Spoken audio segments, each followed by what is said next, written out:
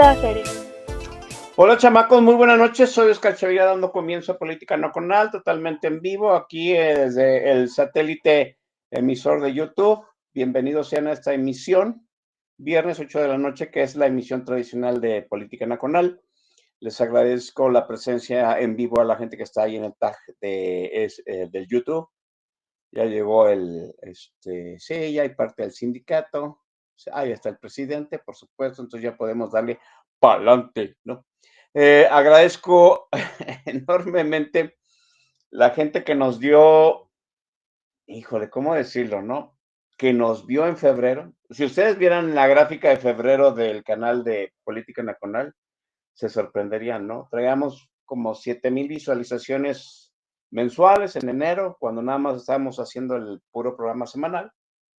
Y luego ya tenemos 54,000 visionados en el mes de febrero, cuando empezaron las videocolumnas. Agradezco enormemente a la gente que hace las videocolumnas, porque pues eso es lo que está dando más flujo aquí en el canal. Vendrán algunas otras sorpresillas. Muy probablemente la semana que entra vamos a tener una nueva emisión.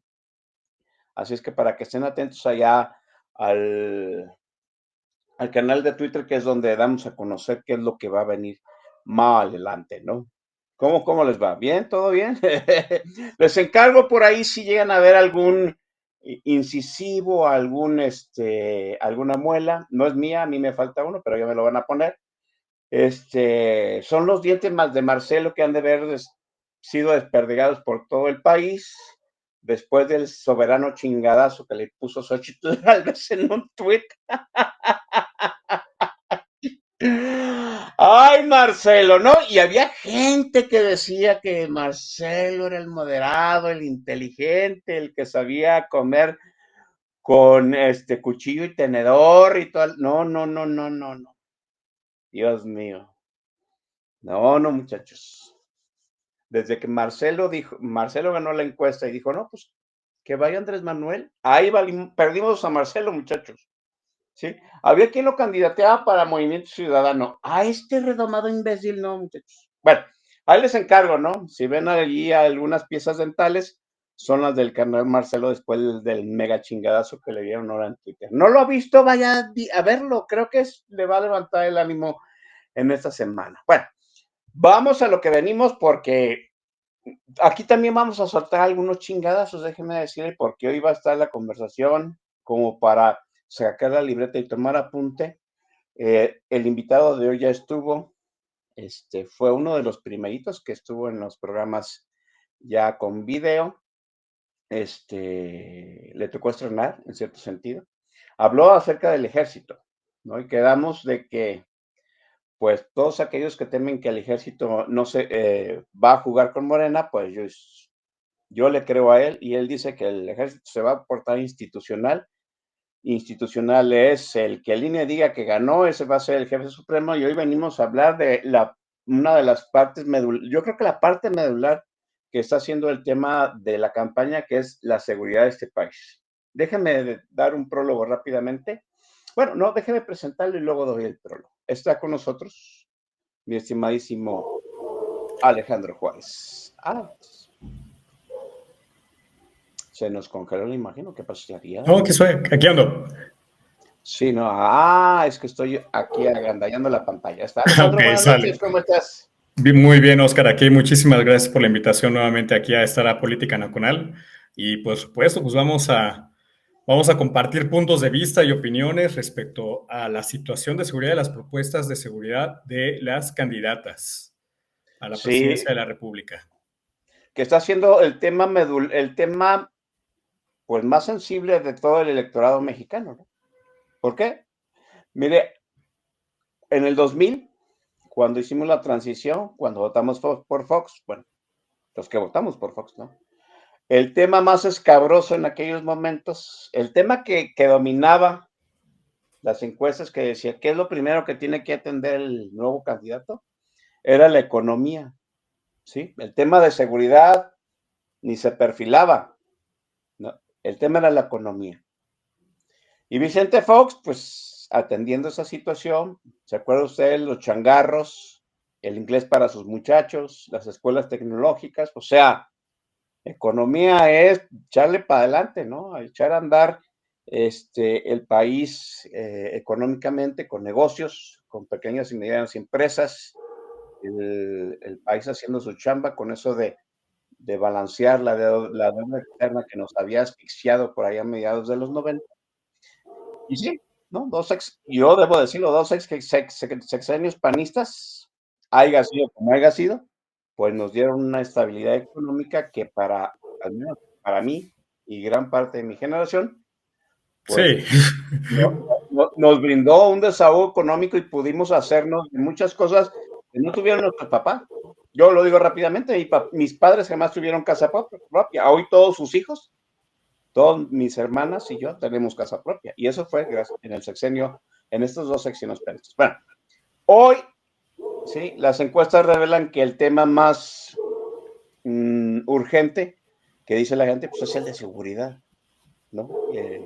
Dando a conocer, pues, que la estrategia del presidente, este sexenio de abrazos no balazos, no funcionó. Así de fácil. Y lo vemos, ¿no? O sea, las cifras de violencia, las cifras de desaparecidos, la impunidad rampante del país, no se puede ocultar con un dedo. Vamos, no, López Obrador no es tan todopoderoso como muchos lo creen, que puede esconder esa realidad del país, Alejandro. O sea, la violencia le escupe en la cara al presidente un día sí y el otro también. así es, sí, y él está jugando a ganar tiempo. Es decir, el, como estás comentando, la situación de violencia, la situación de seguridad ya ha desbordado por mucho las capacidades, no solamente la capacidad del gobierno federal es que ya ni siquiera podríamos llamarlo como estrategia. Fue una ocurrencia. La frase de abrazos no balazos fue una frase eh, corta, pegajosa, con rima, que le llegó a una gran parte de la población, un sector de la población que votó por el presidente López Obrador cuando era candidato, y que se escucha muy bien. Ajá, es decir, la frase es atractiva en su construcción gramatical, su construcción literaria, pero no es una estrategia de seguridad, es una ocurrencia. Y obviamente, pues dices, va muy vinculado en un subterráneo, en una situación de, por ejemplo, ejército de paz. La frase ejército de paz, que fue acuñada durante el prismo de los años de los 60 para acá y que todavía sigue siendo muy utilizada dentro de la clase política mexicana, el presidente la ha dicho numerosas veces, ejército de paz, pues también se escucha muy bonita la frase ejército de paz, pero no tiene ni pies ni cabeza, es una contradicción absoluta. Las Fuerzas Armadas no están para eso. Y efectivamente, dentro de este concepto de ejército, dentro de este concepto de abrazos, no balazos, pues la situación ya se le está saliendo de control y al día de hoy el tema de la seguridad, la violencia, pues es la primera preocupación de la población mexicana. Entonces, Eh, sí, pues yo ese es el principal agenda de las candidatas. sí, abrazos no balazos fue más un eslogan de campaña que otra cosa. Sí, Convertirlo exactamente. en una política de Estado, sí fue una reverenda estupidez, porque dejó desprotegido a muchas cosas, ¿no? Fue como un yo me voy a estar quietecito, ustedes también se van a estar quietecitos, ¿no? No, mira, ahorita no quiero saber si este gobierno pactó con el narco, si pactó, pues ya le están viendo la cara de estúpido porque pues los criminales andan desatadísimos, ¿no? Y si no pactó, pues el gobierno en algún momento debió haber sentido el rigor, o sea, llevamos más muertos que en el sexenio de Peña Nieto, más del doble del sexenio de Calderón. O sea, la guerra contra la delincuencia de Calderón ya se está quedando cortísima con respecto a la violencia desatada por el crimen que el presidente no ha podido contener. No hay estrategia de seguridad, Alejandro, cero. No, realmente no. Es decir, el presidente de la República, podemos pensar que en la dinámica política en la cual él creció, en la cual él se desarrolló, es decir, debemos recordar de una manera palpable, pues que él políticamente se educó en el PRI, en ese viejo PRI hegemónico de los años 60 y 70, en los cuales sí el Estado tenía un férreo control sobre los grupos criminales, y el Estado mexicano sí les indicaba a los grupos criminales dónde iban a actuar, hasta dónde eran sus fronteras, cuáles eran sus límites, y les estaba marcando una pauta. Entonces, Es la Pax Narca. la Pax Narca, exactamente. Y de esto hay mucha literatura, Sí. no es algo que estemos inventando, descubriendo el hilo negro, para nada. Hay literatura, se puede buscar y está al alcance de muchas personas.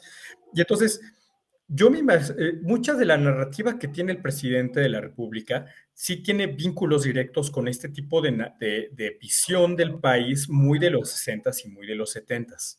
Ajá. Un nacionalismo mexicano recalcitrante, que se exacerbó después de la revolución, el periodo postrevolucionario, la hegemonía presidencial por encima de todas las demás instituciones, el, el sometimiento de los demás poderes de la Unión, el sometimiento del Congreso, del Poder Judicial. Es decir, sí trae una narrativa muy del estilo de los 60s y 70s, de ese viejo PRI de la segunda mitad del siglo XX. Pero, y en ese sentido, pues entiendes una cierta lógica de ese intento de controlar a la delincuencia, de someterla y de indicarle desde el gobierno qué es lo que va a hacer, dónde lo va a hacer, cuándo va a actuar y todo ese tipo de cuestiones. Pero evidentemente la situación ya no es la misma que había en los 60s y 70s, ¿no? Ya hubo un cambio, se acabó el término la Guerra Fría, ya cayó el muro de Berlín, es decir, que era el mundo bipolar en la cual él creció, también propiciaba este tipo de circunstancias. Ajá, pero eso ya no existe. Ahora hay otros contextos nacionales e internacionales que imponen otro tipo de dinámicas. Y desde mi particular punto de vista, el presidente no comprendió este tipo de cuestiones, y entre esas cuestiones, pues tampoco entendió cómo era la dinámica de seguridad que requería el país.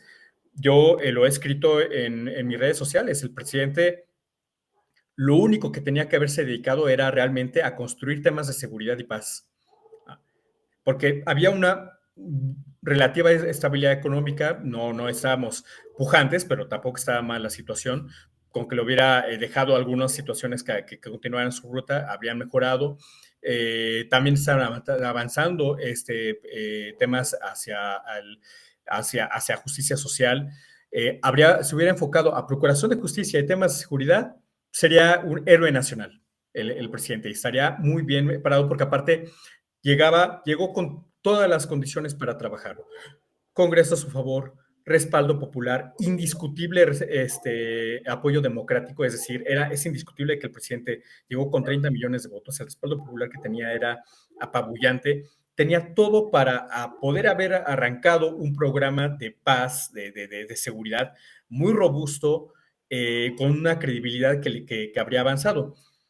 Se perdió en el camino, el desastre es evidente porque se ha cedido terreno ante el crimen organizado, y pues cualquiera de las dos candidatas que lleguen no la va a tener nada fácil, nada fácil.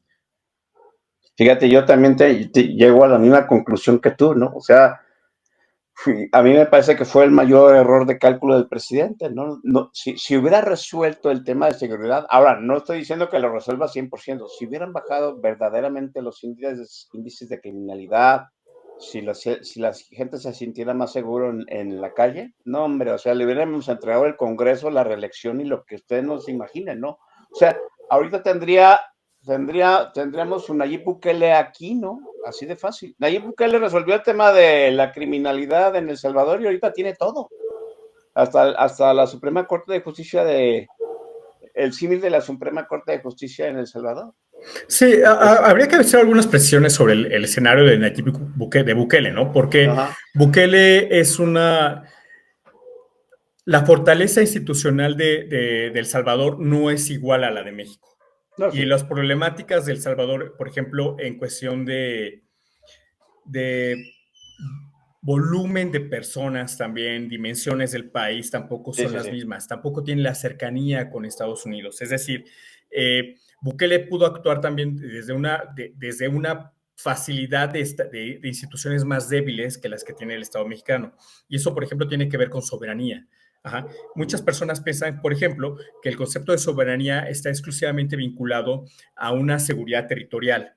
Y no, la soberanía es un concepto multidimensional y hay diferentes escalas de soberanía. Por ejemplo, eh, México es un país más soberano que Haití. Digo, perdón por los haitianos, perdón por la gente de Haití, pero es un país más soberano que Haití. ¿Por qué? Porque tiene mayor fortaleza económica, tiene mayor desarrollo social, tiene mayor fortaleza política, aún con todo y los problemas que tenemos. Eh, tiene mayores fortalezas institucionales, pero México es menos soberano que Francia. ¿Por qué? Porque Francia tiene otro tipo de fortalezas que rebasan las capacidades de lo que tiene México. Entonces, ese tipo de cuestiones la soberanía no es nada más al territorio y el nacionalismo que quieren manejarse con una visión muy del viejo del PRI, sino la soberanía tiene otro tipo de dimensiones. Yo, desde mi particular punto de vista, también lo he escrito, lo he hecho de manera pública, México hoy es menos soberano que en el 2018, porque las instituciones están más débiles, la economía, pues hay indicadores que de repente dicen vamos muy bien, pero también hay indicadores que no indican que vayamos también, es decir, nuevamente estamos cayendo en lo que había, una macroeconomía que está robusta, funcionando, pero hay también hay incrementos en pobreza. Entonces, esos son otro tipo de cuestiones que también dan soberanía y que desde mi particular punto de vista la soberanía en este sexenio se debilitó. También el Estado de Derecho es soberanía y también este sexenio se debilitó el Estado de Derecho y mucho. ¿Qué rescatarías tú de este sexenio? Te voy a hacer otra pregunta más directa. La Guardia Nacional, ¿funcionó? ¿No funcionó? Esa situación de que estaba en la Sedena y luego no estaba en la Sedena. La Guardia Nacional... Se rescataría, perdón, adelante, sí. A ver, pienso que la Guardia Nacional podríamos haberla omitido. Pienso que se podría haber trabajado sobre el mejoramiento de la Policía Federal. Ajá. Porque borrar a la Policía Federal es pérdida de recursos. Crear una institución es muy caro y lleva mucho tiempo. La Policía Federal, con todos sus errores, con todos sus asegúnes, ya tenía una estructura, ya tenía una forma de capacitación de personal, ya empezaba a generarse un tipo de tradición, de identidad de cuerpo, espíritu de cuerpo, la gente ya la tenía identificada, cosas por el estilo. Entonces, desde mi particular punto de vista, administrativamente y operativamente, yo le habría apostado más a rescatar a rescatar la Policía Federal, a fortalecerla, a hacerla más robusta, este tipo de cuestiones. Pero en política solamente cuentan dos cosas, cuenta actitudes y votos. Entonces, en este tipo de cuestiones de actitudes y votos, el presidente quería borrar todo lo que lo ligara con los gobiernos anteriores.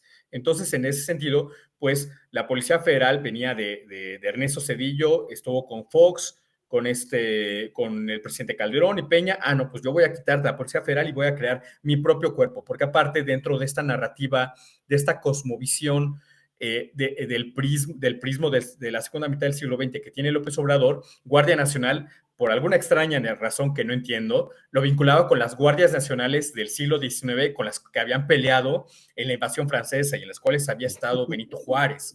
Es decir, hay un quid de situaciones ahí en las cuales el presidente tiene una visión histórica muy de la CEP prista de los 70s. Entonces, ahí él ubica a la Guardia Nacional como ese ente que peleó a favor de Benito Juárez y de la República contra los malos franceses y el malo Maximiliano. Entonces, por eso él quería una Guardia Nacional. Ajá, porque aparte, desde su punto de vista, él estaba ya en la Constitución, entonces no había que hacerle mucho tormento a la Constitución, como decía Miguel Alemán, ¿no? Entonces, pues ya ponen la Guardia Nacional, ya está en la Constitución, ya es una institución que tiene que tener en la Constitución un perfil civil, pero la vamos a mandar ahora a la defensa. Y es ahí donde yo observo algunos errores de procedimiento, porque la Policía Federal era esencialmente civil. Ajá. De hecho, el lema, hablaban acerca, cuando estaba el tema de la Guardia Nacional, incluso yo recuerdo a la que era secretaria de Gobernación, esta Olga Sánchez Cordero, hablar de que la policía militar tenía preparación para tratar con civiles. Eso es absolutamente falso. También se lo puse en redes sociales, dije, no sé quién habrá pasado esta información a la secretaria de Gobernación, pero se lo dijo muy mal y ella está equivocada, ¿no? Porque simplemente los lemas los lemas, que son como que las frases que identifican a las instituciones, el de la Policía Federal era proteger y servir a la comunidad. Ajá. Y el de la Policía Militar tiene la palabra desconfianza. Entonces ya, ¿por qué? Porque justamente tiene un perfil de mucho mayor vigilancia. El perfil militar necesita desconfiar. Las personas que estén aquí, que hayan alguna vez tratado con militares, se darán cuenta que son desconfiados. Bueno, eso es parte de la naturaleza de una persona que está en las Fuerzas Armadas. Son personas desconfiadas. Y más en un servicio de vigilancia perimetral como puede cumplirlo una policía militar. Entonces, ya desde ahí había como que disparidad en las visiones de lo que tendrían que ser las corporaciones. Y pasando, digamos que al tema bueno, ya todo lo que fue esto del sexenio de López Obrador, pues ya el hecho es que existe la figura constitucional de la Guardia Nacional. Y entonces ahora sí tenemos que pensar, pues allá el presidente, el sexenio del presidente López Obrador termina en unos meses. Bueno, pues ¿qué va a venir, no? ¿Qué viene para los siguientes 6 años? Y entonces, Perdón. ajá, Me baso dime, mucho en dime. la situación de la Guardia Nacional porque las dos candidatas han hablado de mejorarla y continuarla. O sea, no desaparecerla como lo hizo López Obrador con la Policía Federal. ¿No? Entonces, en cierto sentido, ellas están asumiendo que, pues supongo que es lo único rescatable de la situación de seguridad del país, la Guardia Nacional, no, porque ninguna habla de, bueno, ya sabemos que Claudia Sheinbaum dice que va a darle continuidad a la estrategia de López Obrador, que no hay estrategia, pero sí habla acerca de la Guardia Nacional, que es robustecerla y mejorarla. Entonces Sí, a yo ver, asumo que lo único rescatable de este sexenio en ese tema, pues es la Guardia Nacional, ¿no? a ver, partamos de una realidad. No hay candidaturas perfectas. Sí. Y si no hay candidaturas perfectas, por supuesto que las propuestas no van a ser perfectas. Ajá. Pero dentro de esa constante, sí podemos encontrar la variable de cuál es la mejor propuesta acorde a la realidad del país. Correcto. Ajá.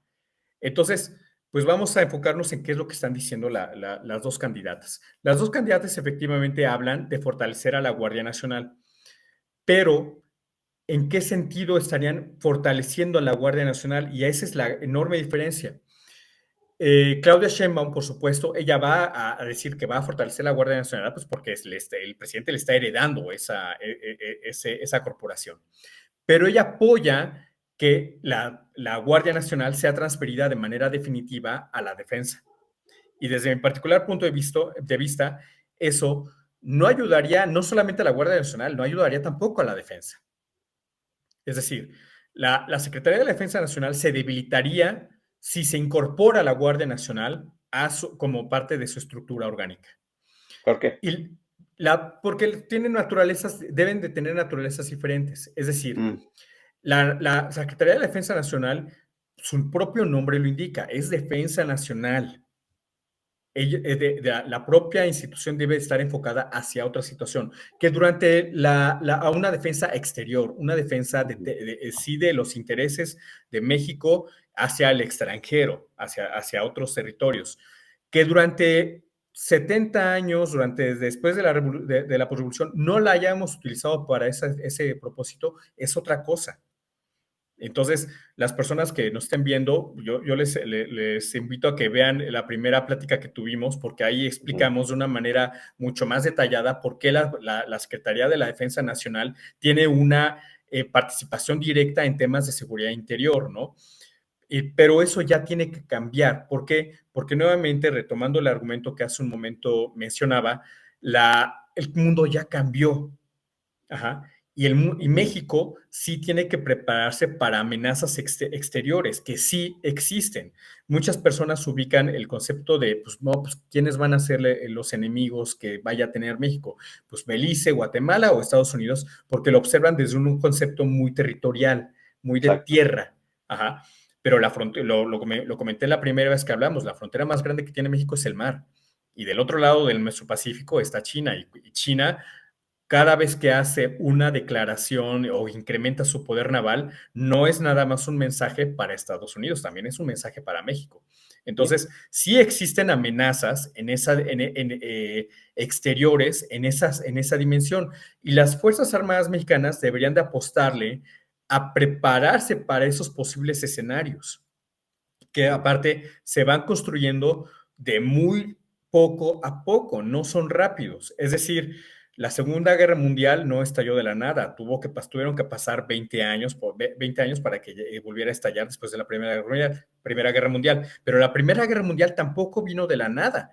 Pasaron N número de años después de la Guerra Franco-Prusiana de los 1860, ¿no? Entonces, los conflictos armados de escala internacional se van construyendo muy despacio, muy despacio. La guerra de Ucrania con Rusia no fue de la noche a la mañana, pasaron más de 10 años, 15 años ahí en las Cierto. tensiones, hasta que estalló. Entonces, las Fuerzas Armadas mexicanas deberían de enfocarse a eso, a preparar, a construir capacidades de defensa, de ofensivas y defender los intereses del Estado mexicano y del país en otros escenarios. Regreso a perdona. Sí, yo iba a comentar, déjame decirlo así, la gran mayoría de la gente que yo conozco que no está politizada comenta pues que es una buena idea darle las policías al ejército. Si nos vamos otra vez a las encuestas, la gente, la institución que más confianza a la gente le tiene es el ejército. O sea, ya ni Sí, siquiera son las iglesias, ¿no? Ese es el ejército. sí, Entonces la la gente Marina y el Ejército. la Marina y Sí, el Ejército, la gente se siente más tranquila, ¿no? claro, claro, ¿no? Si las policías las manejara el ejército. Pues eso Sí, también es una cuestión de socialización de, y es de muy largo de, aliento. Es decir, de la vigilancia. Dime. Sí. la primera vez que hablamos, yo te comenté justamente y lo expuse aquí a nuestro público, cómo se construyó esta imagen de confianza respecto a Sí, las sí. Fuerzas Armadas y cómo también desde el propio Estado mexicano se descalificaba la función policial. Ajá. Por ejemplo, había informes de gobierno de Carlos Salinas hablando mal de los policías, ¿no? Y resaltando el papel de las Fuerzas Armadas. Entonces, es una situación que lleva 70 años, esta construir, las policías no sirven y sí sirven las Fuerzas Armadas. Justamente también por esta narrativa de ejército de paz que construyó el PRI, es decir, la intervención de las Fuerzas Armadas te va a traer paz. Lo que también te mencioné, mencionamos la vez anterior, cómo estaban los tres huastecos y Pedro Infante Mm, interpreta a Víctor Andrade y es un capitán del ejército eso persiguiendo a me pareció fabuloso, sí. un delincuente común en la sierra. Es decir, son narrativas que tienen demasiadas décadas insertándose en el imaginario colectivo mexicano. También el plan de interés, también es el plan Marina, también también tiene un impacto dentro de la percepción de las Fuerzas Armadas dentro de la población. Entonces, por supuesto que ahorita la población se va a sentir mucho más a gusto viendo militares o que las policías estén controladas por militares, eh, pero, pero eso no indica que sea la mejor solución. Es decir, el servicio público eh, fundamentalmente se trata de mejorar la calidad de vida de las personas que viven en el país. Y esto se hace por dos vías. Se hace por resolviendo problemas o evitando problemas, que surjan problemas. Pero hacer esto no siempre es popular. Y es aquí donde entra la visión política. porque esto justamente justifica o explica por qué, más bien no justifica, explica por qué los gobiernos mexicanos han optado por mejor incorporar a las Fuerzas Armadas a tareas de seguridad pública, porque Sí. hay un respaldo popular, pero no es lo mejor, porque Ujú. una actuación responsable diría, ok, están de una manera emergente aquí, pero no son la solución real para todo el problema. Entonces, en lo que están trabajando, hay que crear un grupo civil que ya tenga un perfil de proximidad con la población y que tenga capacidades técnicas, que tengan protocolos, procedimientos sistemáticos ordenados, todo este tipo de cuestiones que les van a dar un profesionalismo y una disciplina y espíritu de cuerpo y le van a dar un trabajo de cercanía con la sociedad. Entonces, no se ha hecho en los últimos 18 años. Es decir, sí se hizo, esa era una de las funciones de la Policía Federal, pero se truncó en esta administración. Entonces, pues prácticamente cualquiera de las dos candidatas, la que llegue, va a llegar pues prácticamente en ceros. Entonces es ahí donde yo quiero, pues, dentro de este escenario muy adverso, muy complicado, bastante difícil para el país, ¿cuál de las dos opciones tienen mayor viabilidad? Ajá. Ok. Bien. Desde, Vam- ah, dime, dime. vamos dejando la charla aquí para que los muchachos vayan a echar un refil y en el siguiente segmento ya empezamos a contrastar lo que tú has visto de las propuestas de seguridad de Claro. las. Aquí nos van a decir, son tres candidatos. Pues sí, pero Maine no va a ser punto. Vámonos a lo interesante que son las dos candidatas. El playlist hoy corre por cortesía de Alejandro, sí, y pasamos no debe de haber ningún problema. Y si YouTube nos censura, vamos a mentar más, ¿no? Alejandra, adelante con la primera rola. Ah, ok, bueno, pues la primera es Smashing Pumpkins, Ava Adore, que me hace pensar mucho, justamente en mi cuenta, hace poco puse un tweet que decía que crecí escuchando esta música y lo agradecía, ¿no? Este tipo de esta música de los noventas y mediados de los 2000 y pues espero que les guste. Bueno, a ver, déjenme poner a. Ay, Dios, se me desnivela esta cosa. ¿A Fueron poco los te parece Smashing underground? Pumpkins. Híjole, digo, debo decir que no, nunca fue mucho de ese estilo muy, no sé, no, los Smashing Pumpkins No, no. pues si te pareció underground, híjole, la última te va para la No, otra, no, la no, mía no no. va a aparecer. Ya, déjame decir, ya llegó el licenciado a Ferrales, ¿no? El licenciado a Ferrales ha pedido cada cosa. De hecho, dijo que pusieras, no sé, algo de Sabatón, no sé. Dije, no. Aquí, debo decir que sí me ha sorprendido mucho la gama de música que hemos puesto aquí, porque se han pedido cosas muy que yo jamás en mi vida había escuchado, ¿no? Ok, Los ok. Smashing Pumpkins, sí, sí, debo decir, sí los conozco, pero no es mucho de mi gusto. No, Aquí dice que es yo sí soy música, súper fan. sí, qué bueno. Dice que es música de antro. Y yo dije, ¿de antro? Pero de mala muerte. Muy probablemente sí, ¿no? O sea, yo tengo la noción que un antro es un lugar que tiene, pues es un lugar que tiene bar, por supuesto, y pista para bailar, por eso es un antro, ¿no? Y si no tiene pista para bailar, pues nomás es un bar, ¿no? Pero ya vi que aquí los camaradas chilangos, pues tienen otra noción de lo que es un antro. Bueno, qué bueno. Pues esos fueron los Smashing Pumpkins, sí gustó. Debo decir que aquí los muchachos tienen más cultura musical que su servidor. Yo soy más clásico. No, ya vieron Ya, mi columna, ahora les fui a recetar Patti Smith en mi columna. Entonces soy más de música viejita que de esta cosa novedosa. Bien, ok.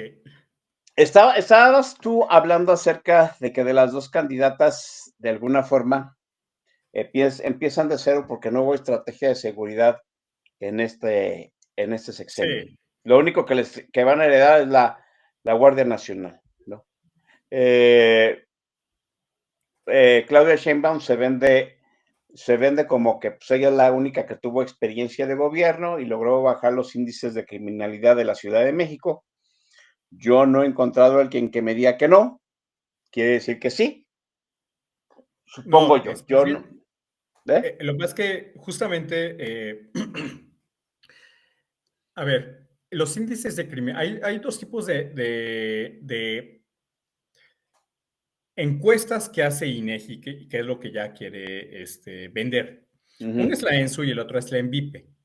ujú, La ENVIPE es la que evalúa, digamos, que la localidad estatal, ¿no? Todo el conjunto de la Ciudad de México como organismo estatal. Ajá. Y en esa la Ciudad de México está muy mal parada.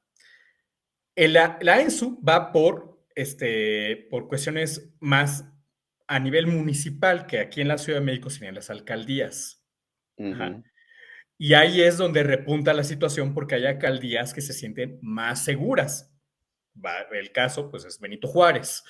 ujú, Entonces, Benito Juárez dio un brinco espectacular. Entonces, cuando hacen ese proyecto, entonces, pues, parece que la Ciudad de México está muy bien, pero en realidad está manipulando la información. Realmente la situación, a mi punto de vista, no ha salido tan favorable aquí en la propia Ciudad de México. De hecho, antes de que Omar García Harfuch saliera de la Secretaría de Seguridad Ciudadana aquí en la Ciudad de México, se descubrió que se estaban llevando personas heridas de bala a atenderse al Estado de México.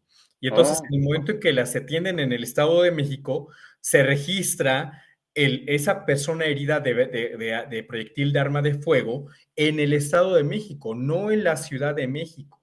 ujú, Entonces, y también hay mucho sobre cómo desciende el índice de homicidios aquí en la Ciudad de México, pero incrementa el número de desaparecidos, de personas ujú. desaparecidas. Entonces, eso es parte también del manipuleo que existe de información alrededor de esto de que la Ciudad de México está muy segura, ¿no? Digo, la verdad es que a mí me aterra, ¿no? Esa situación. Déjeme decirlo aquí. Eso que está comentando Alejandro, no nada más sucede en la Ciudad de México, ¿no? Esa situación de los desaparecidos, lo voy a decir de una forma que va a sonar muy, muy macabra, pero eso les ha ayudado a enmascarar las cifras, no nomás en la Ciudad de México, les ha ayudado a enmascarar las cifras en todos los estados. Mira, aquí en Jalisco, el gobierno presumía que había menos secuestros. ¿Sabe usted cómo presumía que había menos secuestros? Porque habían aumentado los desaparecidos. Si está desaparecido, pero no hay una voz que diga, yo lo tengo, pues no es un secuestro, es una Claro. desaparición. ¿Sí? Entonces, esa situación de los desaparecidos está mucho de sumergirse en los números, porque ahí hay muchas cosas que están sucediendo en el país que está pegado con todos los desaparecidos. Y luego el gobierno, ¿qué hace? Desaparecer a los desaparecidos, ¿no? Y Justamente. ya que nos cuadraron las cifras, ¿no? Eh, la estrategia de seguridad en la Ciudad de México, ¿funcionó o no funcionó? Nada más es una mascarada que quiere vender Claudia Sheinbaum. Desde mi punto de vista, no fue tan efectiva. Ajá. Digamos que yo puedo opinar de una manera mucho más puntual desde mi experiencia no es tanta con seguridad pública. Ujú, Ajá. No puede, entonces, pero yo sí puedo ver cómo la gente no se siente tan segura. Es decir, claro. voy a dar una experiencia personal. Hace unas semanas mataron a un cuate a 2 cuadras de casa de mi mamá. O sea, entonces, pues no te sientes, no se siente esa seguridad, ¿no? Aquí mismo en la propia zona en la que yo vivo, pues ha incrementado, ¿no? Y la gente siente con desconfianza, incluso esa parte de que la gente no se siente en confianza, de que evitan salir en la calle en ciertas horas o evitan caminar por calles oscuras, cosas por el estilo, esa es parte de la propia desconfianza y de la propia inseguridad que está sintiendo la población. Yo no pienso que haya funcionado de una manera tan efectiva. Y aparte, uno de los errores que yo pienso que cometió Claudia Sheinbaum aquí en la Ciudad de México fue incorporar a la Guardia Nacional a Ujú, los recorridos aquí dentro de la propia Ciudad de México. Es decir, la policía de la Ciudad de México tiene alrededor de 80,000 efectivos. Es una de las policías más numerosas a nivel nacional. Las policías ciudadana, bueno, las policías de contacto ciudadano más numerosas a nivel nacional. Entonces, y todavía vas a meterle más Guardia Nacional. como que no me checa, no tendría por qué haber sido así, porque aparte no es una buena señal para su propia policía. Ajá. Es una cuestión meramente matemática, ¿no? Sí, o O sea, sea, no, aquí a Guadalajara, ahora que ha habido esta situación de manifestaciones narcas en Ocotlán, que es un poblado que está muy cerca de Guadalajara, metieron más Guardia Nacional. Y sí, o sea, tú ves a la Guardia Nacional por toda la ciudad, ¿no? O sea, policías, Guardia Nacional, pero en realidad los números siguen estando igual, ¿no? O sea, no te sientes más seguro porque hay más soldados, pues no. Es una no, cuestión, es una cuestión numérica que ya fue superada. La gente no se siente más segura viendo más soldados. sí, porque la primera función de estas instituciones era ser disuasivo. Es Así decir, es. ¿qué es la situación disuasiva? Pues que la presencia de un elemento va a espantar al delincuente y lo va a ahuyentar. Ajá. Ujú. Y puede tener todavía algo de esta situación, pero justamente el descuido que ha habido para atacar situaciones medulares, situaciones cruciales dentro de esta administración, ha permitido que el crimen organizado se sienta más valiente y se envalentone y quiera empujar más. Entonces, esa es una de las situaciones, ya en la presencia de la Guardia Nacional, de personal del Ejército, personal de la Marina, ya no es suficiente para disuadir al crimen en sus distintas escalas. Sí, aquí, por Entonces, ejemplo, aquí en Jalisco, fue la primera vez en que pues, emboscaron un convoy con granadas, ¿no? O sea, los dirigieron a una trampa con granadas. O sea, claro, es ya decir, no sé si en Guerrero, Michoacán, ya tumbaron un helicóptero con misiles. O sea, esa situación de que la Sedena se debería estar preparando, pues yo nomás veo a los que se están preparando a los narcos, ¿no? En cierto sentido, se están preparando por si hay un cambio, una vuelta de la política de seguridad, que seguramente la debe de haber si que se gana Xochitl Gálvez, pues sí, ellos ya se están preparando para eso. de hecho, a ver, esta semana salió un escrito de Rubén Aguilar, Ujú, salió escrito en Animal Político y él hablaba de un diálogo con altos mandos militares. Yo lo he ujú. expresado muchas veces en redes sociales, yo expresé desde el principio del sexenio, las Fuerzas Armadas no están con el presidente Obrador, se le apoya porque es una situación institucional, es decir, la población ganó, la votación votó por él, él ganó, y entonces la orden para las Fuerzas Armadas es, él es el comandante supremo, por lo tanto, hay que obedecerle. Ajá. Entonces, la subordinación y el respeto que existe hacia la figura de López Obrador está institucionalizada, pero eso no significa que un militar per se le apoye, es una cuestión institucional.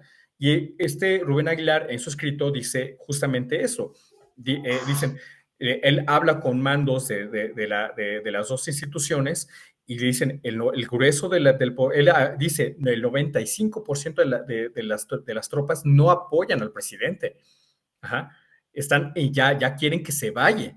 Entonces, están justamente a la espera de que ya sea el cambio de sexenio, porque desde mi particular punto de vista y las cosas que yo he hablado con personal militar, pues no hay contento, no, la gente no está contenta.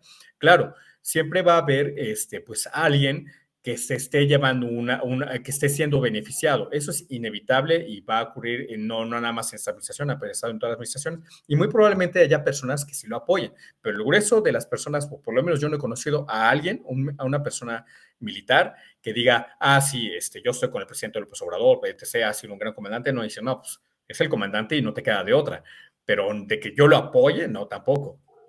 Entonces, Sí. sí están esperando como que un cambio de administración en ese sentido. ¿Tú crees?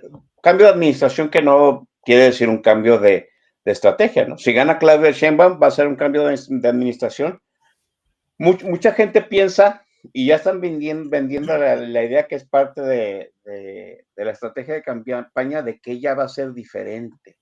Eso lo venimos anticipando aquí en Política Nacional desde que sabíamos que era Claudia Sheinbaum, ¿no? Ella va a ser diferente. ¿Tú crees que ella va a ser diferente en No, cuestiones en de lo seguridad? más mínimo. En lo más mínimo. De hecho, yo A pienso que pesar de que está el chamaco Harfuch aquí, ahí. No lo creo porque incluso a mí, pues, de verdad que no creo que vaya a haber un gran cambio en la situación. Desde mi punto de vista, no soy el único que lo opina, lo ve desde ese punto de vista así. eh, la doctora Sheinbaum es más radical que el presidente López Obrador. ¿Más radical en qué Entonces, sentido? más radical en cuestiones, en esta visión ultranacionalista y algo retrógrada de las Ya. cosas. Entonces, y es autoritaria la doctora Sheinbaum. Es muy autoritaria. Ya lo vimos con Clara Brugada, ¿no? Exactamente. Entonces,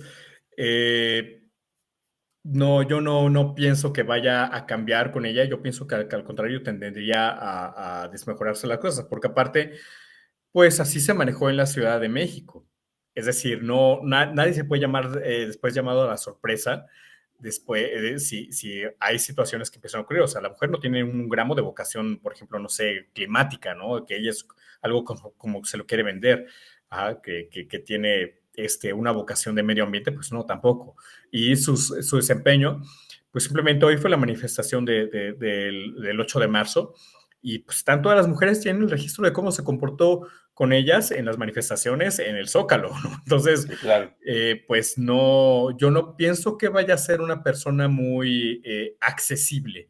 Aparte, justamente en esta parte de las propuestas de campaña, pues obviamente Xochitl y la doctora Sheinbaum están hablando acerca de fortalecer a la Guardia Nacional.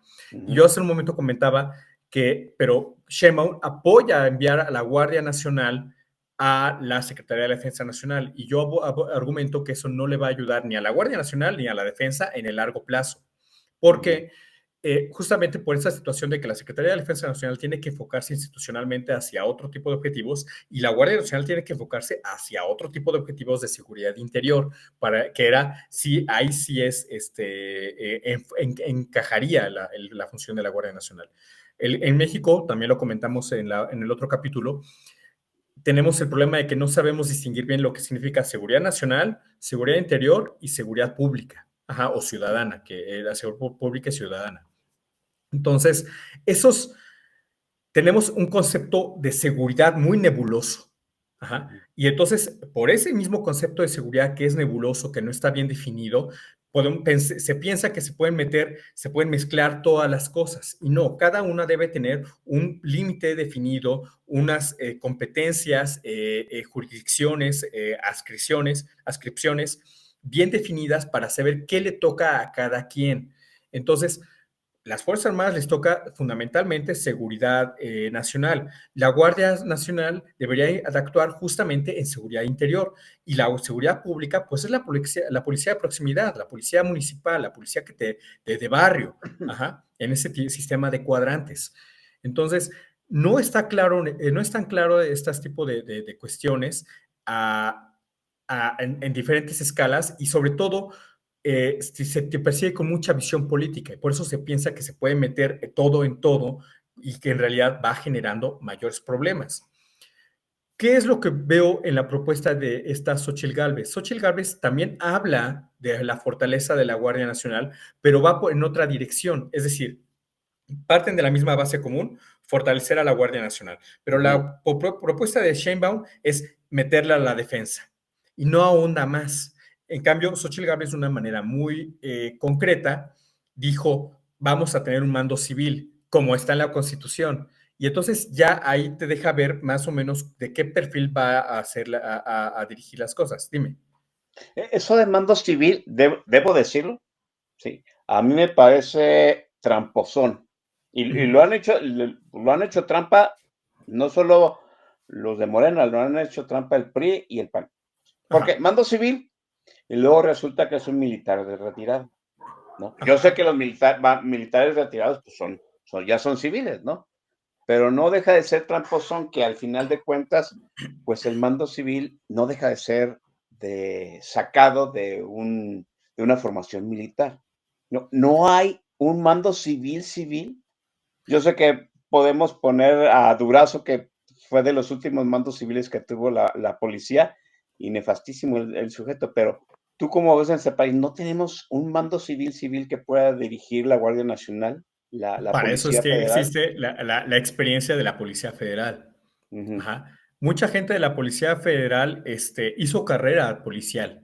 Ajá. ujú, Son temas que se tienen que trabajar, que fortalecer. Yo en ese sentido recomiendo mucho revisar los trabajos de esta Lilian Chapa-Colofón. Ella tiene muy bien digerido este tema de la reforma policial y lo tiene mucho más digerido. Ajá, y lo presenta de una manera mucho más clara, pero sí hay personal que pueda asumir ese tipo de responsabilidades. Ajá. Aquí, ¿dónde entra la situación? Entran estos limbos legales, ujú. justamente por los cuales la Guardia Nacional no se ha podido concretar, en los cuales, pues tienes una Guardia Nacional que en el papel es civil, pero está formada por el efectivos militares. Ajá. Y De trataron de hecho, incorporar. ah, Ajá.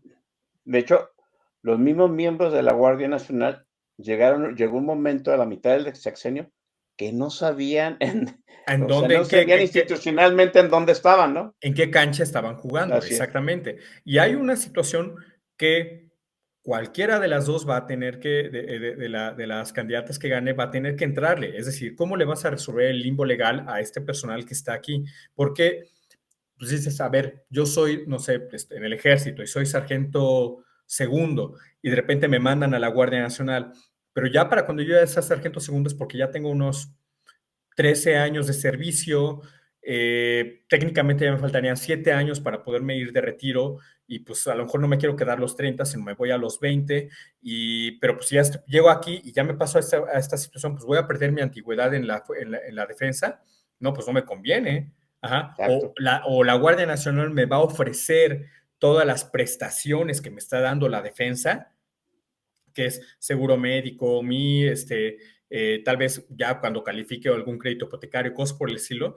Hay un limbo legal para todo el personal que está ahorita en la Guardia Nacional Es y que cierto. se enlistó en alguna de las fuerzas, en el Ejército de la Marina o en la Fuerza Aérea. Entonces, hay ese limbo legal se tiene que resolver. Entonces, se le va a tener que resolver, bueno, pues te vas a pasar ya a la Guardia Nacional, te vas a quedar en la Guardia Nacional y te vamos a igualar tus prestaciones, se te va a respetar una antigüedad, digamos que la vamos a transferir.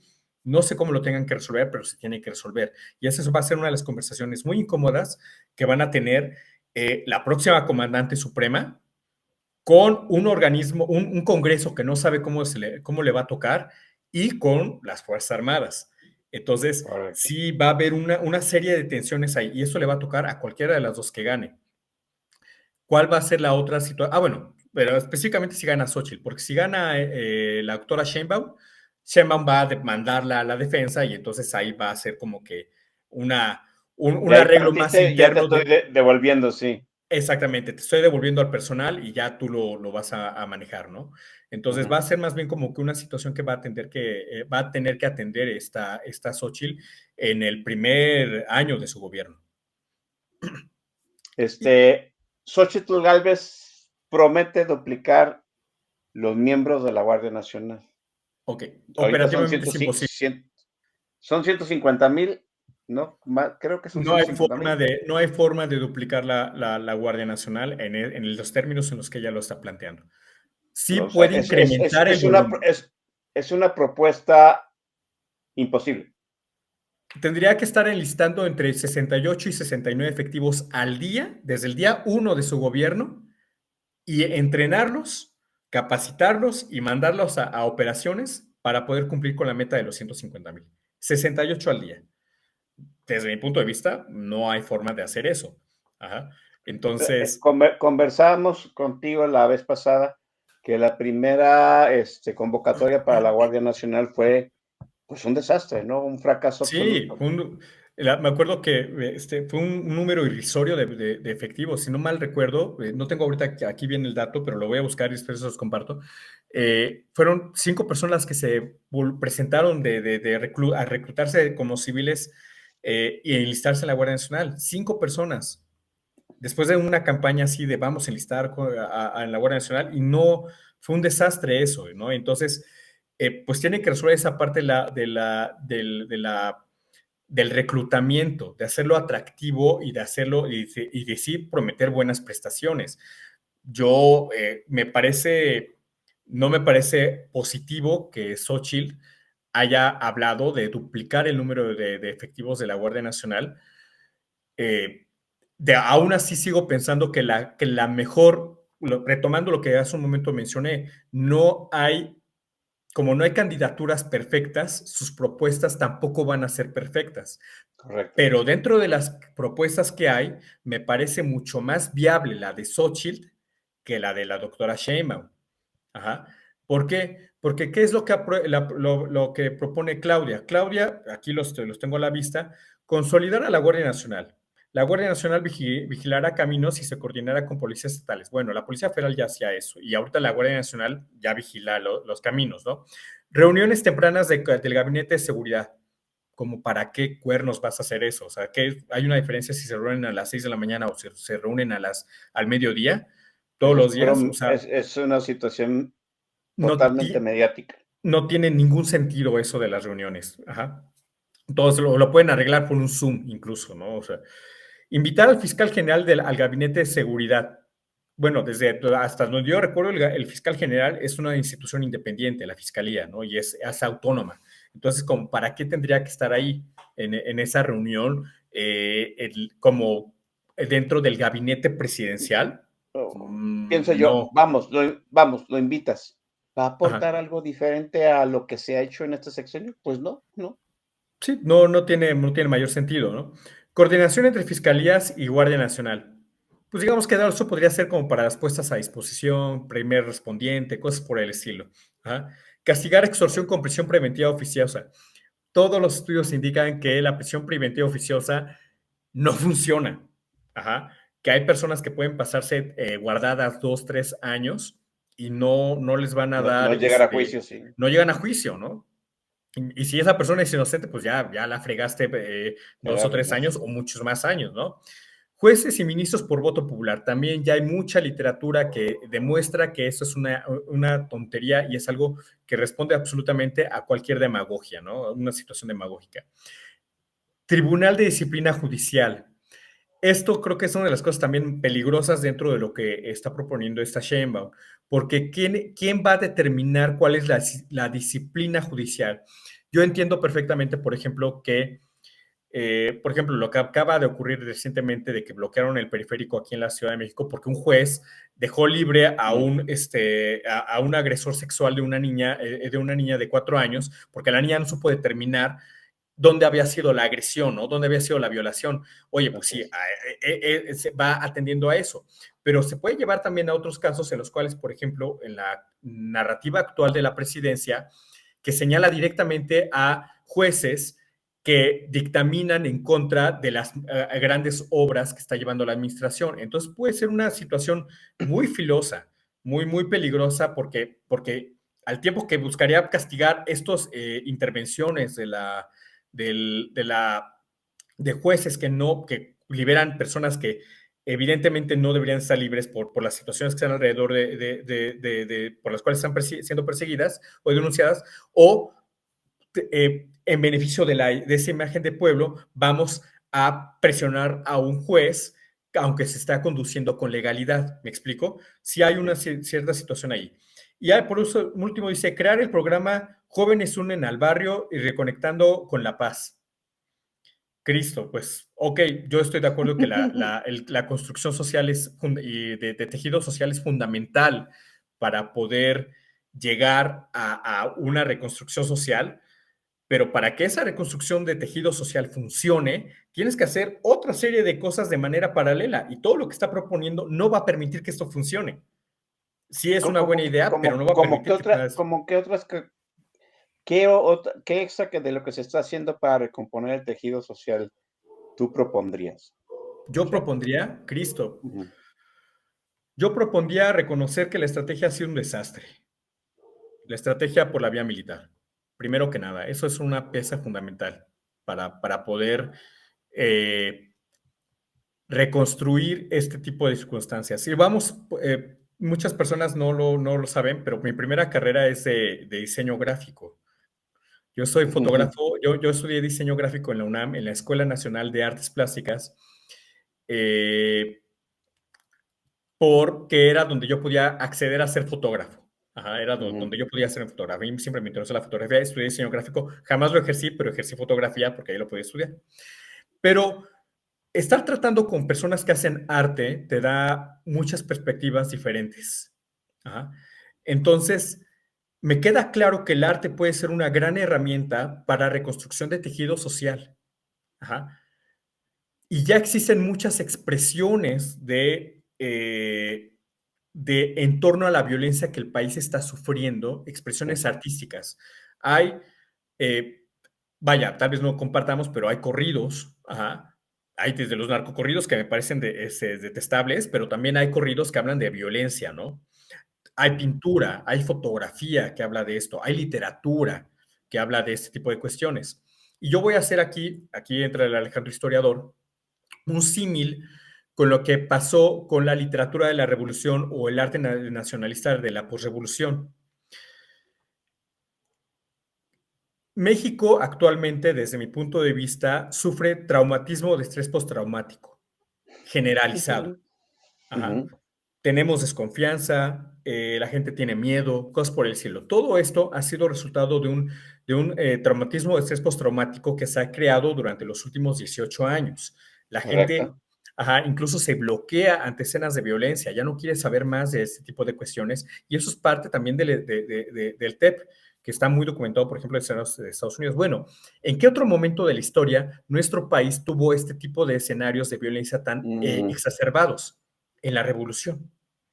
La revolución y todos los levantamientos armados de la posrevolución generaron entornos de violencia brutales. Ajá. Era una guerra civil y con todas las atrocidades que tenía la guerra civil, violaciones, asesinatos, gente fusilada, ahorcada, vandalismo, lo que nos podamos sí, no. imaginar. Ajá. ¿Qué es lo que hace los gobiernos posrevolucionarios? Empiezan a surgir estas expresiones literarias, la novela de la revolución y los gobiernos mexicanos las fomentan. Mm, ¿Por qué? Porque de algún modo todo este tipo de expresiones literarias, el muralismo mexicano, pueden ver a Diego Rivera pintando a los revolucionarios y a Orozco, a Siqueiros, hasta Guapango de Moncayo, ¿no? Ajá. Todo este ujú, tipo de nacionalismo, ajá, y que tenía orígenes dentro de la revolución, también sirvió como desfogue de un traumatismo de estrés postraumático que tuvo una población después de la revolución, la guerra cristera, etc. Y entonces la gente leía esa literatura, leía, no sé, Los de Abajo, Cartucho, Tropa Vieja, o cualquier número de literatura de la revolución, y la gente se identificaba ahí. La gente veía y se identificaba con lo que sí pasó esto, llegaron los pelones, los federales y pasó esto, llegaron los dorados de Villa y pasó lo otro, ¿no? Ajá. Entonces, todo este nacionalismo, este arte nacionalista posrevolucionario, sirvió como desfogue a este traumatismo, estrés postraumático, y lo pudo encaminar. ¿Por qué? Porque toda la atrocidad de la guerra civil había tenido una causa positiva.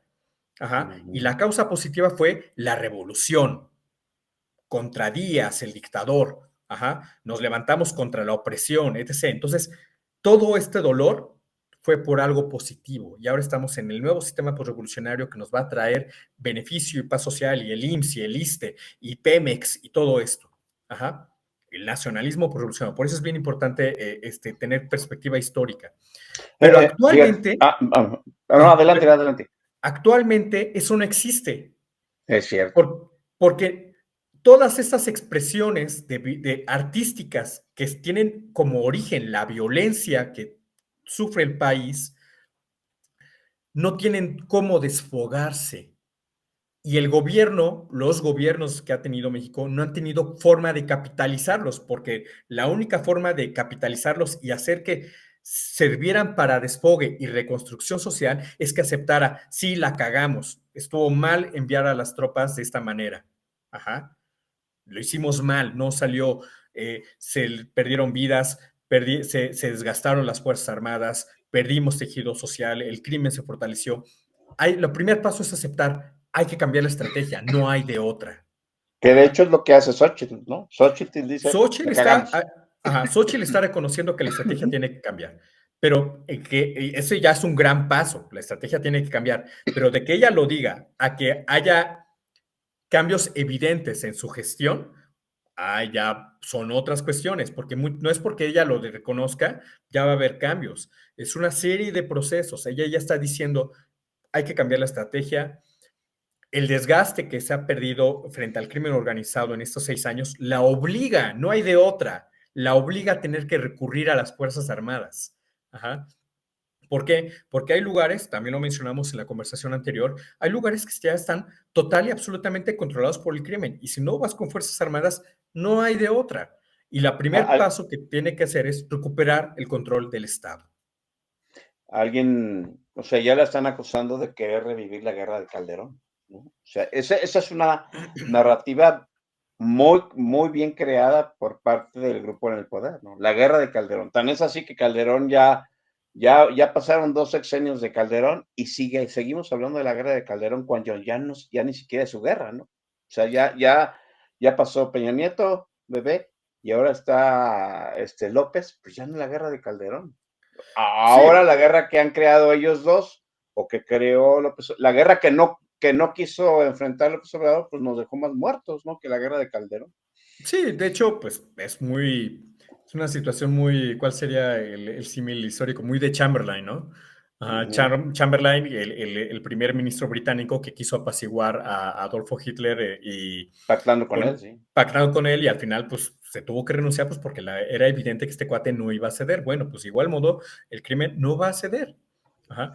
Y yo quisiera enfocarme en esta parte sí hay mucha gente que está opinando de que dice no hay ninguna propuesta que hable de desmilitarización. Bueno, desde mi punto de vista, cuando Xochitl dijo, los militares tienen que dejar cosas civiles, tienen que dejar el aeropuerto, tienen que dejar de administrar hoteles, tienen que dejar de parchar carreteras, eso ya es un avance en cuestión a lo que existe actualmente. Tal vez no sea el avance que nosotros queremos, ¿no? El avance, pero ya es un avance considerable, acorde y que contrasta con la narrativa que trae la candidata del oficialismo.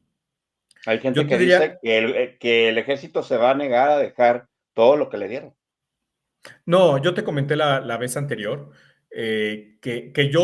las Fuerzas Armadas tienen una lealtad institucional y tienen una lealtad hacia la institución presidencial, porque han sido educadas de eso, no de ahorita, desde hace más de 150 años.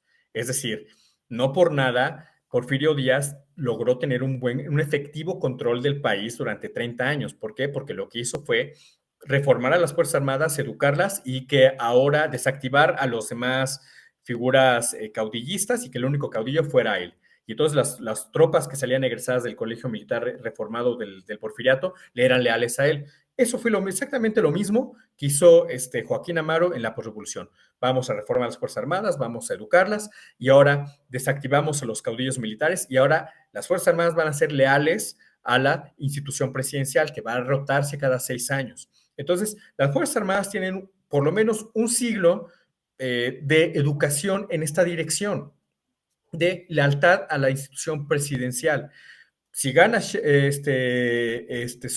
la van a obedecer. Si gana Sheinbaum, la van a obedecer. ¿Por qué? Porque ese es el diseño institucional. Ajá.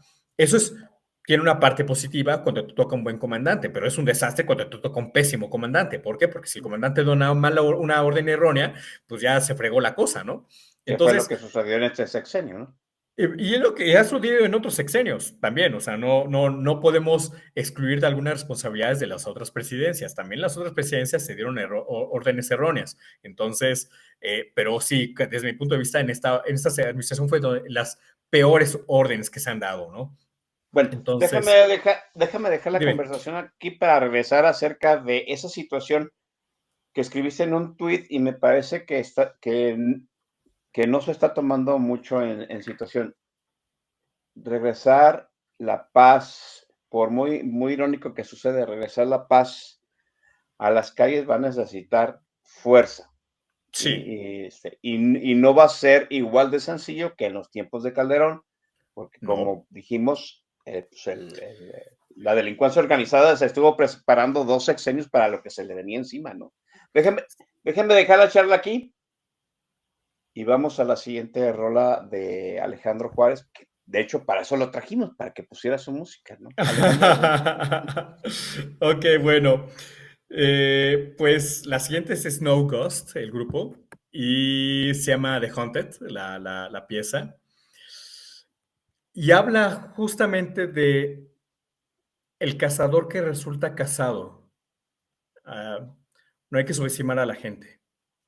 Entonces, eso es lo que me gusta de esta pieza. No hay que subestimar a las personas. Ay Creo que Dios, esta te parece que pareció más underground, ¿no? no, fíjate que esta me gustó más. Me Ah, recuerda ok. una película, eh, eh, me recuerda una película que se llamó The Northman, ¿no? El hombre del norte, que habla acerca de una leyenda vikinga, ¿no? Y las escenas, la música es muy del estilo que usó esa película. Hablemos de esa situación. Las dos candidatas nada más tienen la Guardia Nacional y si quieren cambiar la estrategia es de entrada pues quitarle, desmilitarizar, que es empezar a quitarle todo esto que le dio López Obrador al ejército.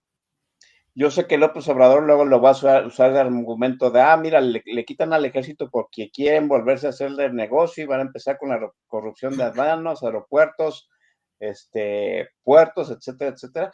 Pero pues ese es el costo de desmilitarizar, ¿no? Yo creo que el presidente está armando la trampa desde ahorita, ¿no? Pone a los militares porque la gente le tiene confianza en los militares. Cuando alguien vaya a desmantelar, desmilitarizar esa situación y regresarle a los civiles esas actividades que se supone que ellos deben de hacer, el presidente va a decir, ya ven, les dije, lo quitaron a los militares que son íntegros, que podemos confiar en ellos y ya van a empezar a hacer sus trácalas. A Pero ver, dime. hay que ver eso desde diferentes perspectivas. Es decir, A ver, yo pienso, yo soy de la idea de que lo único que se está desmilitarizando en México uh-huh, son las propias Fuerzas Armadas.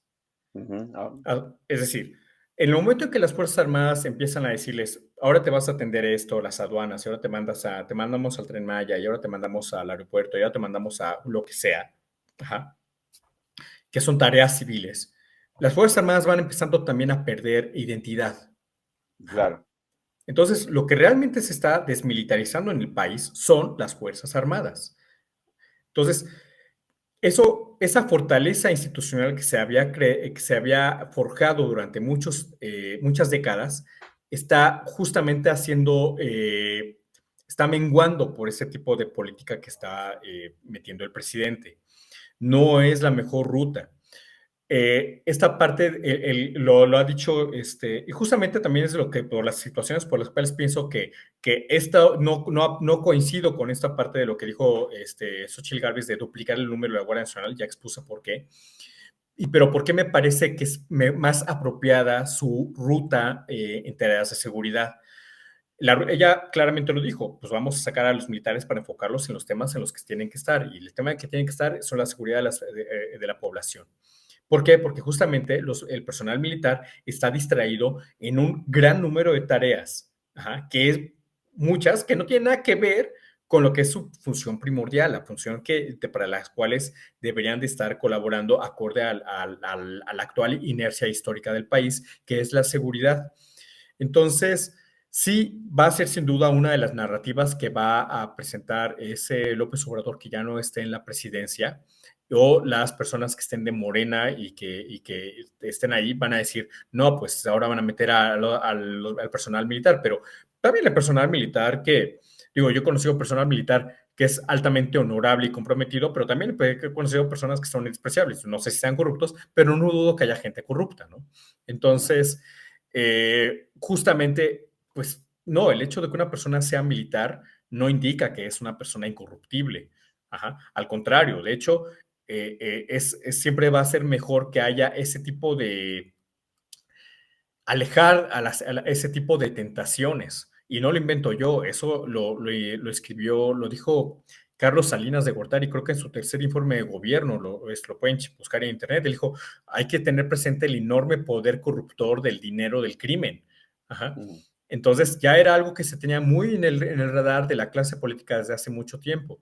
Entonces, esta inusual utilización, esta inadecuada utilización que ha desatado López Obrador de las Fuerzas Armadas, pues tiene que ver con dos situaciones. Ya lo comentamos en la vez anterior, todas las presidencias han utilizado las Fuerzas Armadas. Este presidente las utilizó de una manera en que no la habíamos visto en décadas y nunca, ¿no? Pero no faltaba que las Fuerzas Armadas construyeran un jardín de niños, una pequeña presa, un camino rural, cosas por el estilo. Pero saltar a un aeropuerto, pues hay una enorme diferencia. También porque el presidente recurrió a la utilización de las Fuerzas Armadas, porque las Fuerzas Armadas en esta dinámica educativa que expliqué hace un momento de que tiene más de un siglo de subordinación y obediencia al presidente, no le van a discutir, no le van a decir que no. Ajá. En cambio, pues simplemente él con un perfil autoritario que lo tuvo, no en ese sexenio, él era autoritario desde hace décadas. Ajá. Nada más que mucha gente no lo vio, pero él siempre ha sido una persona autoritaria. Y entonces, por supuesto que se va a sentir más a gusto tratando con instituciones cuyo perfil justamente tiene autoritarismo en per se.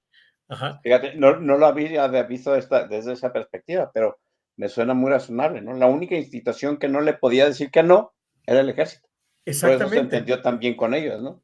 Y de hecho, pues salió hace, si no mal recuerdo, como un año y medio, que se destaparon varias cosas del aeropuerto en Texcoco, que no solamente el difunto Ursúa le dijo, oiga, no, hay que continuar con el aeropuerto de Texcoco, sino que también se lo dijo el que era su secretario de Comunicaciones y Transportes, su Mm. secretario de Turismo, o sea, todos le dijeron, hay que continuar con el aeropuerto, y él dijo, no.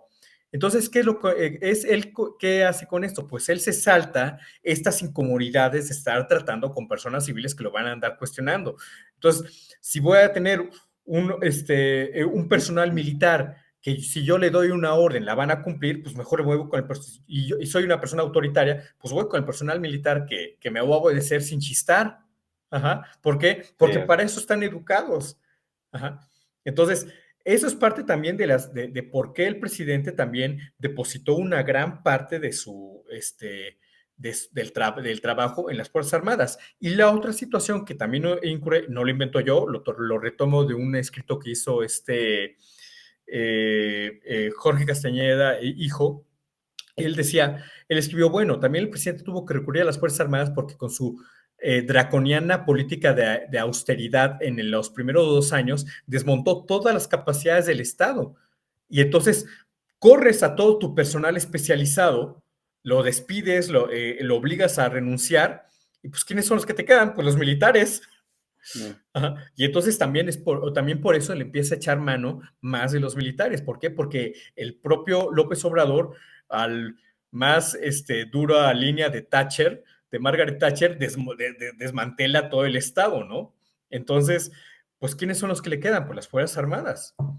Entonces, ahí yo lo he expresado numerosas veces en mis redes sociales.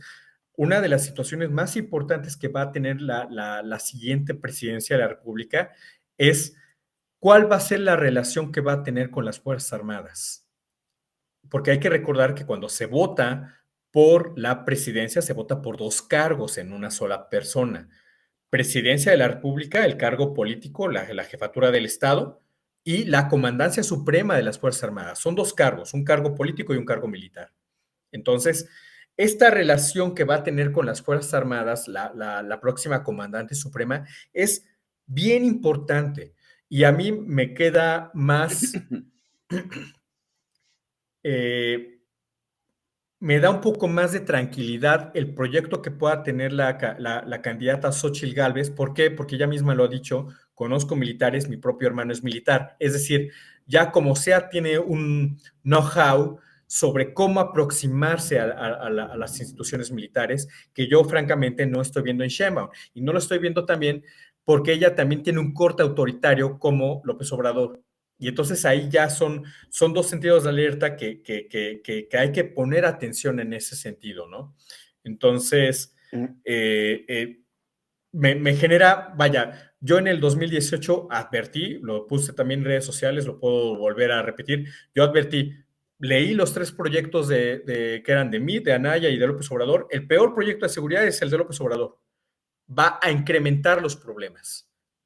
Trágicamente y de una manera terrible, no me equivoqué.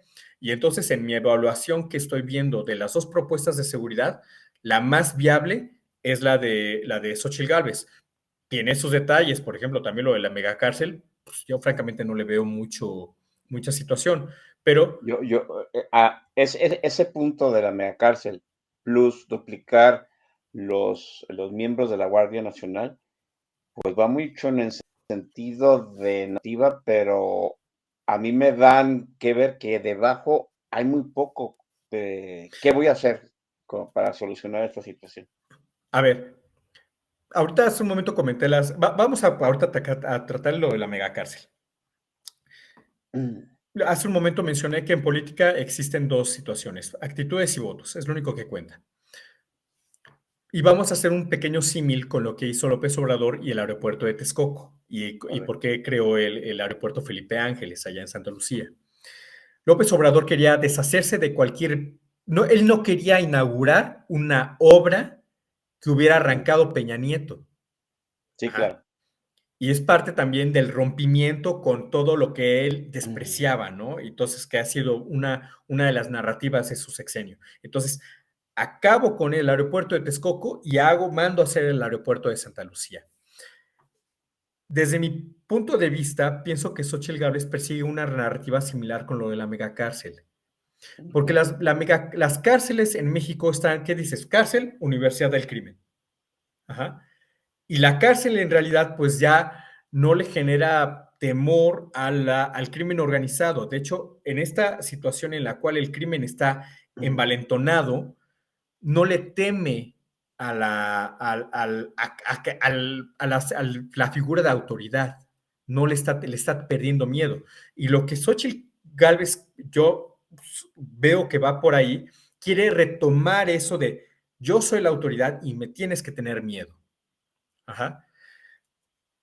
Almoloya, pues ya se fugó el Chapo de Almoloya. Ajá. Es decir, Almoloya ya tiene que era una prisión de máxima seguridad y ya tiene ese Esa mancha. coscorrón, esa mancha dentro de su historial, ¿no? ¿Va a ser una inversión de recursos? Sí, desde mi punto de vista podría más bien apostarle a mejorar el sistema penitenciario en México que requiere atención urgente y prioritaria en vez de construir una megacárcel, pero también, nuevamente, cuentan las narrativas. Y en las Claro. narrativas, ella necesita crear una narrativa en la cual va a imponerle miedo al crimen organizado y a la delincuencia. Yo creo que sería más efectivo, les daría más miedo mandarlos extraditados a Estados Unidos, ¿no? A los grandes capos, sí. Sí, o sea, a los grandes capos que seguramente pues también va a ocurrir, pero yo más bien pienso que va por ahí la situación de la megacárcel. Entonces, más de una narrativa de volver a retomar esta parte de por qué el criminal, los criminales deben de tenerle miedo a las autoridades. Hace poco Massive Caller sacó una encuesta con 2 opciones, ¿no? La primera, con 3 opciones, pues. La primera opción era seguir los abrazos, no balazos. Sí, la segunda es no contestó. Y la tercera opción es no, o sea, necesitamos mano dura contra los criminales. Y dos de cada 3 mexicanos, o sea, 2/3 partes, está a favor de la mano dura contra los criminales, que empieza precisamente con el hecho de que el Estado diga, no me vas a tener miedo, vamos a hacer esto, vamos a hacer lo otro. Pero ese mismo día que salió esa encuesta, yo vi tu tweet donde decía, o sea, enfrentarnos a los criminales, esa mano dura contra los criminales va a costar dinero, sangre, Sangre, sudor y tiempo, lágrimas. Ujú. sangre, sudor y lágrimas. O Sí, sea, a ver, eso es algo que los mexicanos, no sé si estamos aquí sopesando bien. Yo sí, estoy de acuerdo. Calderón se lanzó una guerra contra el narco, mal planeada, mal justificada, y no pudo sostener una narrativa para decir que, digamos, como tú dices, para decir que esa violencia, esa sangre, ese costo, esa sangre, sudor y lágrimas, valía la pena. ¿Tú Mm. crees que Xochitl Gálvez pueda lograr esa situación? O sea, número uno, hacer una mejor estrategia. Dos, crear una narrativa de que todo eso, ese costo que va a tener nos va a llevar a un buen fin. Y tres, que lo consiga, porque a como están las cosas, o sea, yo sí veo muy difícil que todo el terreno que ha ganado la delincuencia, pues el Estado lo vaya a poder recuperar. Porque de entrada necesita la colaboración de los tres niveles de gobiernos. Y hay que decirlo, si Xochitl gana, pues va a tener la mayoría de los gobernadores en contra. Ese es un punto, ¿no? Y aquí hay un buen antecedente también histórico. Ujú. Eh, ¿Por qué empieza la utilización de las Fuerzas Armadas? La vemos muy desatada ya con Calderón, pero empezó con el sexenio de Vicente Fox. Ok. Ajá.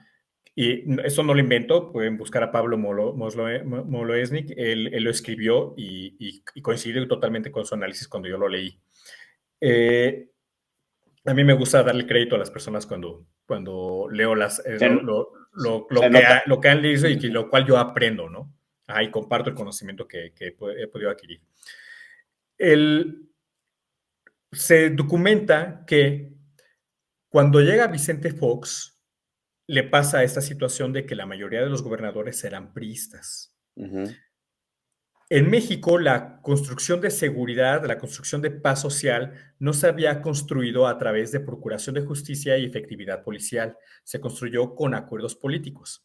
Y entonces muchos de los gobernadores no quisieron jalar parejo o no quisieron continuar con los acuerdos con un presidente del PAN.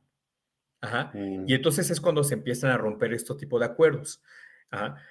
Y entonces, ¿qué es lo que pasa con Vicente Fox? Pues Vicente Fox echa mano de lo que él tiene a su alcance como presidente de la República, que era la Policía Federal Preventiva de aquel momento y las Fuerzas Armadas. Entonces, es cuando empiezan las operaciones, de las Fuerzas Armadas y de la Policía Federal para combatir a la delincuencia y al crimen.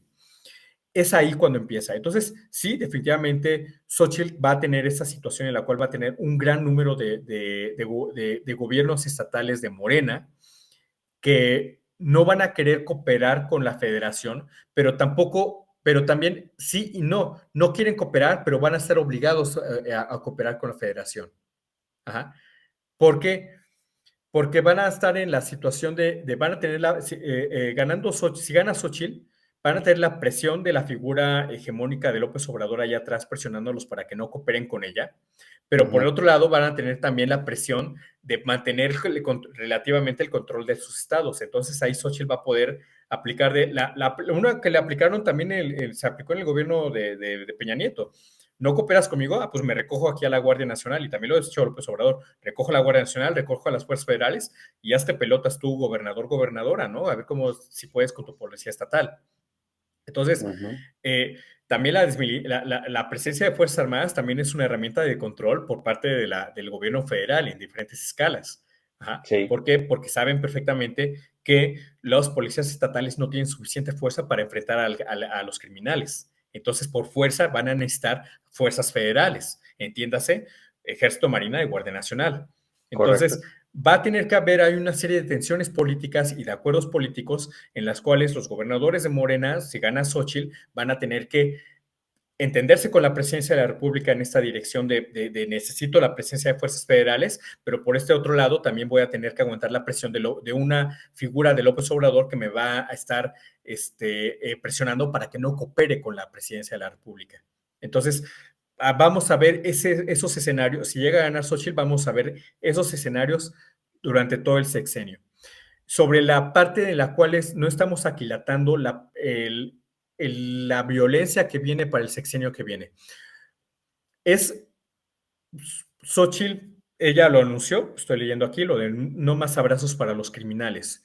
De manera intrínseca, ahí Xochitl ya está reconociendo que va a cambiar esto de abrazos no balazos, que fue con lo que iniciamos la conversación, y que va a enfrentar al crimen organizado, va a enfrentar a los criminales.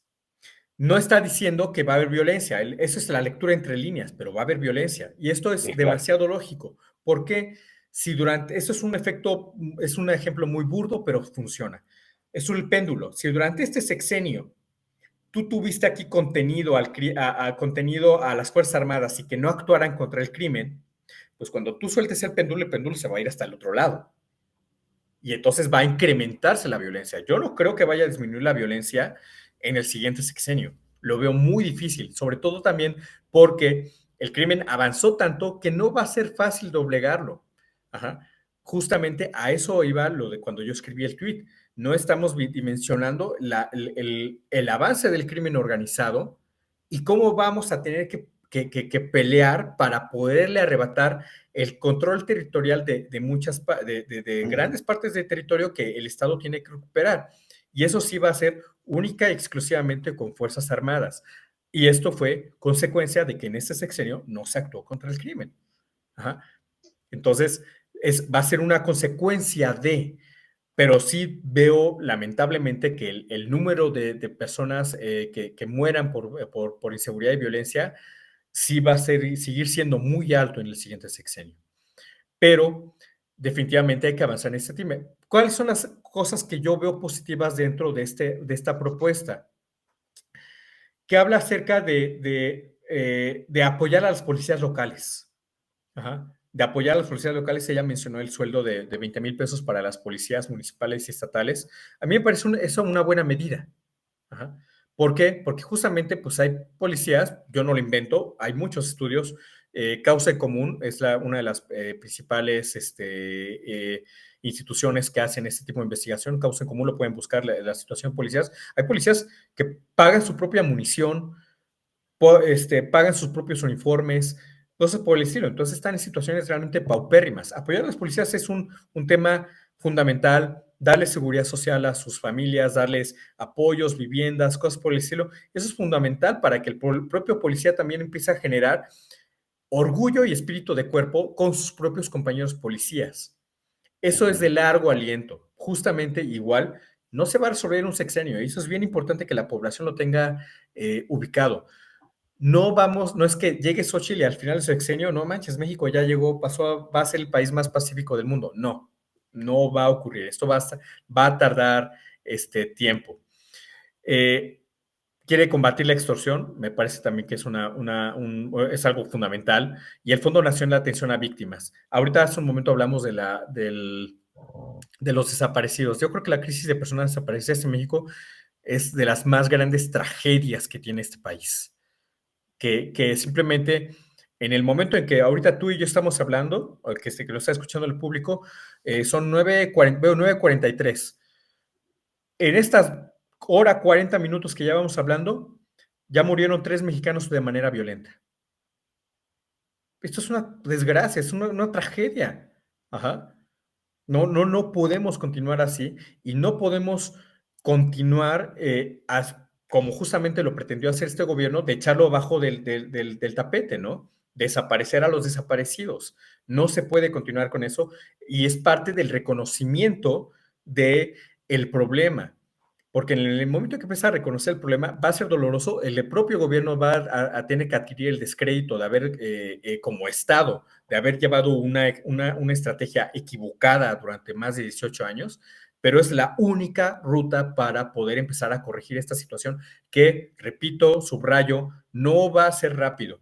Aun si hicieran bien todas las cosas, van a tardar por lo menos unos 10 años en que veamos ya medianos resultados. Es decir, los procesos de desmilitarización, y eso también lo subrayo por los activismos y la academia, que es muy comodina en ese sentido de que no participan de la solución, critican, pero cuando se les invita dicen, no me corresponde, ese no es mi lugar. No, hay que entrarle, pues, si quieres limpiar la casa, te tienes que ensuciar las manos. Ajá. Quieren candidaturas y propuestas ideales, hechas a la medida. No existe eso. Hay que madurar políticamente. Ajá, y madurar políticamente significa trabajar con lo que se tiene a la mano para empezar a corregir las cosas, apostándole a una carrera de largo plazo. No es de que pues, llega la candidatura ideal que va a responder a todos mis intereses personales. hay que salir de ese individualismo. La situación del país está en un punto crítico en temas de violencia y seguridad. Entonces, mi punto de vista, ya expuse 2 puntos en los que no estoy de acuerdo con la estrategia de seguridad de Xochitl, que es lo de duplicar la Guardia Nacional. Operativamente es imposible. La megacárcel, entiendo la idea política que hay detrás, la narrativa que hay detrás, pero me parecería más importante reformar todo el sistema penitenciario que ya existe. Ajá. Pero los demás puntos me parecen importantes, ajá, para eso, y hay puntos críticos que son trágicos, como eso de que recuperar los territorios nos va a costar trágicamente muchas vidas. Pues ahí está, se dijo, se advirtió. Vamos a la última rolita que va a poner Alejandro Juárez y retornamos para despedirlo de esta larga charla, pero a mí me ha resultado pues muy gratificante. Me ha quitado muchas cosas de la cabeza y me ha hecho muchas advertencias como para que la gente vaya sopesando esa situación de que queremos mano dura contra la delincuencia. Sí, va a costar sangre, sudor y lágrimas y no se va a solucionar en el próximo sexenio. Vamos a la rola, Alejandro, perdón. Bueno, es un grupo es un grupo francés que se llama Exótica, y la pieza se llama Un Miss Miss, y habla de los desencuentros que a veces tienen las parejas. ¿Qué situación?